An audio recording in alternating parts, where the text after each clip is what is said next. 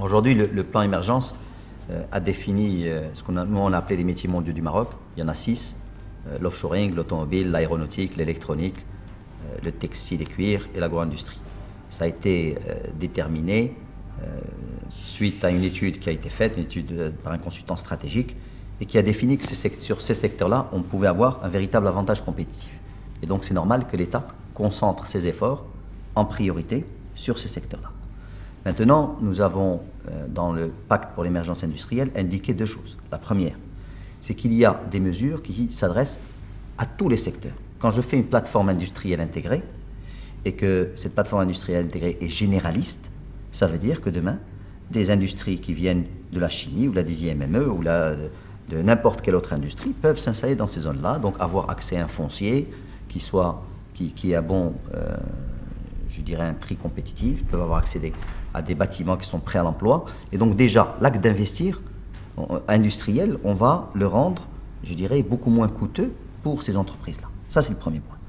Deuxième point, et je peux citer par exemple aussi l'autre chantier qui est l'amélioration du climat des affaires, qui va bien clairement s'adresser aussi à ces entreprises-là.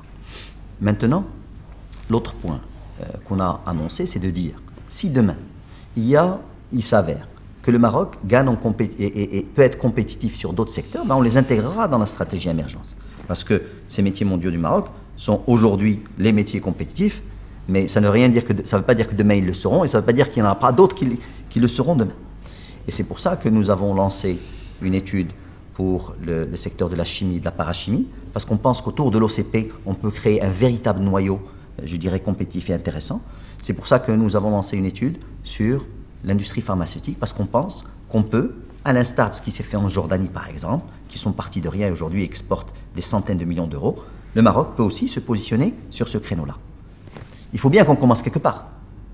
Ça ne veut pas dire que si on lançait des études tout azimut, on peut le faire, mais après, quand on passe à l'implémentation des plans d'action qui vont résulter de cette étude, ben on n'aura pas le bandwidth, on n'aura pas, je dirais, la possibilité de mener en parallèle tous ces chantiers-là, et après on viendra nous reprocher de ne pas avoir implémenté ces stratégies. Donc il faut qu'on les fasse d'une manière progressive. On a commencé par ces secteurs-là, la porte n'est pas fermée pour les autres, mais ils attendront leur tour. La première mouture de l'étude chimie-parachimie n'avait pas intégré le rôle de l'OCP, ce qui me semblait être une erreur, et donc j'ai demandé à ce que cette étude soit refaite. Nous sommes pratiquement en phase finale maintenant, nous sommes en phase de recommandation de cette étude chimie-parachimie, sachant qu'il y a eu 2 comités de pilotage au moins auxquels j'ai assisté avec le président Tsrab de l'OCP, et que nous sommes alignés aujourd'hui sur, je dirais, la vision et la suite à donner à cette étude-là. En ce qui concerne la pharmacie, là aussi nous sommes en phase finale. Nous avons eu déjà les premières recommandations sur les orientations stratégiques, d'accord, et qui ont été partagées bien sûr avec les autres parties prenantes, que ce soit le ministère de la Santé ou le ministère des Finances. Nous sommes dans la phase d'élaboration des plans d'action, et donc je pense que là, pour 2010, ça va être 2 secteurs sur lesquels on va faire avancer les choses. Maintenant, est-ce qu'ils peuvent intégrer ou pas le plan émergence ne dépend pas que de nous en tant que pouvoir public. Je m'explique. Si je prends l'industrie pharmaceutique, il y a certaines recommandations qui doivent être prises ou qui doivent être implémentées par le secteur lui-même, et si le secteur ne veut pas aller n'a pas l'intention d'aller dans ce sens-là, ben nous aussi on n'intégrera pas l'industrie pharmaceutique dans le plan émergence. Il est clair qu'un des piliers de notre stratégie du pacte pour l'émergence industrielle, c'est l'attraction des investissements directs étrangers.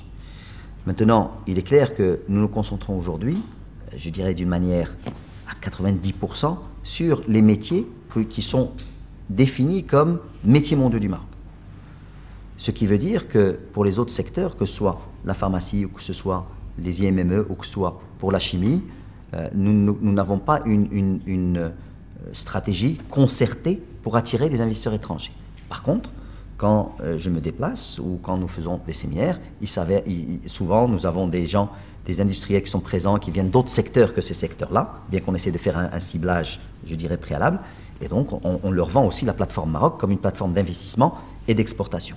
Maintenant, ce que je pense être la clé pour ces secteurs dont on vient de parler, c'est que je pense que les acteurs locaux peuvent eux-mêmes, dans un premier temps, s'agrandir, fusionner, et c'est ça un peu l'idée qu'on essaie de vendre au niveau de la pharmacie. Au niveau de la pharmacie, on se rend compte que les économies d'échelle sont extrêmement importantes. C'est ça ce qui fait qu'on peut produire un médicament à un quart du prix, d'accord, comparé à notre compétiteur. C'est l'effet taille. Et aujourd'hui, nous avons malheureusement un secteur qui est là, qui a vraiment beaucoup d'acquis, notamment tous les laboratoires qui sont aujourd'hui des laboratoires certifiés ou je dirais qui ont la qualité requise pour être certifiés.